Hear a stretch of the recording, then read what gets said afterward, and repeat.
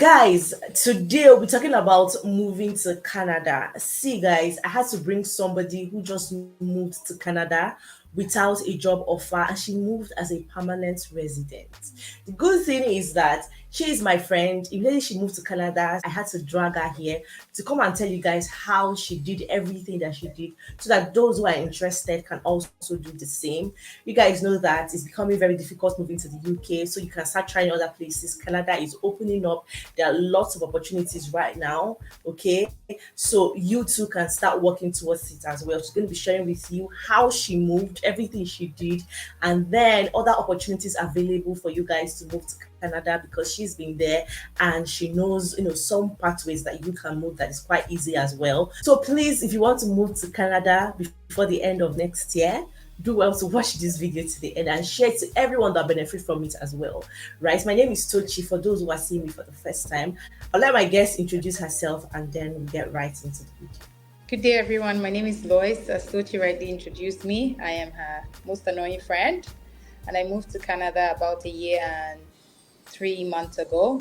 And so far, I would say it's been good. A very wonderful decision that I made, and I will encourage anyone who wants to look out for something better to try the pathway to Canada if UK or other places don't open up for you. So, guys, Lois is my friend and she left me and moved to Canada. You left me. So while we were preparing to move to the UK, she was actually preparing to move to Canada. So I had to drag her. I said, Madam, come and share to my audience. She's not a social media person, but she had to do this for you guys, for the love we have for you guys. So Lois, kindly tell us, do us the honor of telling us exactly how you moved to Canada. Okay, so I applied for the Canadian Permanent Residency Program. There's a program called Express Entry. That was the pathway that I used. And under Express Entry, there are like 3 programs. You have the Federal Skilled Worker programs, you have the Federal Skilled Trade programs, and you have the Canadian Experience class. I moved under the Federal Skilled Workers program. That is the major pathway that most people use to move. You just have to be educated. It doesn't matter the degree or the course that you studied, you can always move through this pathway. Initially, the process used to take somewhere around 6 months, but I happened to apply during the time of COVID, so my timeline is not exactly the best example to use and give. But it's, to be honest, it's a genuine pathway. It's something that you can do by yourself. And I would recommend it because you come here as a PR. Like, you don't have to come here with a study visa or work visa and then try to transition. You just arrive and you're already a permanent resident. You have every right and privilege that every citizen would literally have. The only difference is you cannot vote or be voted for. So it's really, really a very wonderful option for anybody considering Canada. And it's something that you don't need an agent. You don't need anybody to help you out. You just need someone who has done it before, who can answer some of your questions. Maybe you join like the platforms on Telegram of where people like you are applying and they can help you answer questions and share ideas together. First of all, who are those eligible to apply? Like, as I'm watching this video now, am I qualified? We want to know who are those eligible to apply for this pathway that you used. And of course, you tell us the other pathways and those eligible to apply. Okay, so generally everybody is eligible to apply. They do a draw. They have a system where you rank yourself. You can actually, we'll drop the link in the chat. You can actually just fill out your information on the website and it will tell you your score. So they do the draw. When I applied, they used to do the draw like twice a month. So before I applied, I went on the website and I filled out my information. You will start with your marital status, your educational status, how old you are, your English language qualification, if you have siblings here. It's just like a general questions that they used to get most of your information, and when they put all that together, they will give you a score at the end of when you finish putting in all your information, all your details. So the first step I would tell anybody is, as you are, just go on that website, fill out your information, how old you are, your level of education, your work experience, your marital status, and a few other things that are on the website. When you do all of that and you get your score, then you check the most recent score on the last draw. And you compare your standing with that score to the standing of the most recent draw. And then this will now guide you to know the next step to take. Because what some people do, for me, I was fortunate enough and my score was good enough. When they did the draw for mine, I was just 1 point above the actual cutoff. So I was very, very lucky. So there's an option for when you do this, it will guide you. If you see that you don't have enough score compared to the draws that is currently happening, there is an alternative option. It's still under the same express entry program. We call it provisional nomination. What happens here is you apply to a province to nominate you, and this automatically gives you a lot of points. So if you don't have enough points for the regular to apply directly, you can go through this path. The only difference with this path is when you're nominated by a province and you come to Canada, you have to live in that province that nominated you. But a lot of people take this pathway because a lot of provinces are looking for people, federal skilled workers, to come into the system. So they are happily granting the nominations to people that apply for it.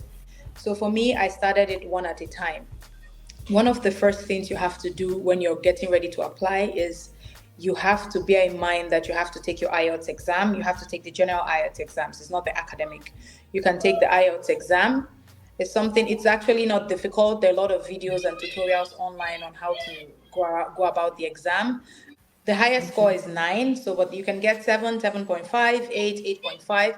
The good thing is that the higher your score, the more the points you get when you're calculating your points when you're checking the score. We'll put the website down there. It's a CRS website where you can calculate your score. So after the exam, the next thing you would want to do, or at the same time while you're doing the exam, is to verify your results. So there's the World Education Service and then there's the ICAS. These are two alternatives to verifying your certificates. What this does is you just send your transcripts from your schools and then they just verify that you went to school. They even do down to just WIEC, so even if it's only your WIEC certificate that you have. So for the verification of your credentials, there's the World Education Service. It's called WES, and then there is the ICAS, it's the International Credential Assessment Service of Canada. These are the two alternatives you can use. For myself, I used WES. So all I had to do was to send my transcript from school and my WIEC certificate for verification. It took a couple of weeks. You pay for the assessment, then you send your transcript, they access it, and then they tell you what the equivalent of what your certificate is in Canada. So that when you're filling out your information, you can know whether your certificate qualifies as secondary school diploma, bachelor's degree, postgraduate diploma, and the rest of it. And all of this also help to boost your points. So these are the two major things that I know are quite challenging for people because they're the things you have to do first before you can proceed. And when you have done this, I did this like a couple months before I started my application. So when I started, I had everything ready. After this, and then the next thing that you want to do is to go online and create a profile. When you create a profile, you fill out all your basic information, and then they will tell you whether or not you are eligible to apply. If you're eligible, you will suddenly be sent into the pool. There's something they call a pool. So you'll be in that pool, and when they do the draw, if the score for the draw, your cutoff gets to that score, you will be given what is called an invitation to apply. So this is basically the first step. Okay, so do you have to be a graduate to apply? You don't necessarily have to be a graduate. If you have other, that's why there are a lot of things they compare. If you're applying as a family, as a husband and wife, one person can be a graduate, one person cannot. If you're also not a graduate, there are other ways you can help to boost your score to also help. That's where the provisional nominee program comes in. Because PNP, that's the short form for provisional nominee, is basically the same thing as express entry. The difference is that it's a different arm of express entry. One is nominated by the province and one is applying directly. When I was applying, I had a few friends who did the same thing with me. We had to go through the same process. The only difference was that they had the provisional nomination. And when you're checking your score, you'll be asked to fill out that information. Were you nominated by a province? And then you put yes or no. For me, I put no because I applied directly. If you have the nomination, you put yes, and then it will also help to boost your points. So basically, after that, you just create the profile, fill out all your information. I would advise that you have to take your time. It's not a form you want to fill out in a hurry. You want to take your time and fill out all your information precisely and correctly. So you fill out all your information, create the profile, get into the pool. When they do the draw and you're sent an invitation to apply, you're good to go. After the invitation to apply is very simple. Once you get to this point, everything else is just a walkover from here. Because when you get this, all you now have to do is to gather all your necessary documents. I'm not sure if I can remember every single one of them, but basically, the major one that people have a little difficulty in is proof of funds, because you have to show that you have enough money to sustain yourself when you come here. You're not coming here as a student. You're not coming here with any employment. You can also get a job along the way. There's the provision for you to start applying for jobs. And when you get a job, you can add offer letter, employment letter in the application. This Many just makes details, it a yeah. lot, yes, it makes it a lot easier for you. But if you don't have any of this, like myself, I didn't have anything, I didn't have a job, I just applied from the scratch. So you have to show proof of funds. The proof of funds Of how vary much, depending, please? somewhere around $12,000, I think, per person. If you have like a family, it's not like double of that, it's just an increase, because basically the basic fee for taking care of yourself is the same. All you need is like an additional fee per person. Like, let's for instance, if you're coming here with your family, you all are going to live in one place. So basically the only extra money you will need is like extra money to feed like extra mouths. So there's a place that will also put the website down. We'll make all these websites available for you, where you can check Thank you. the proof of funds available per each person. Other than proof of funds, everything else is just simple. You get your police report. You can go to, right now I hear it's available online. You can just fill out the information on the website, and then you get your police report online. And then you have to do your medicals.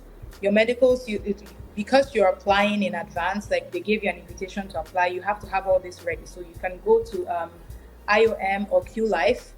There are specific locations where you have to do your medicals.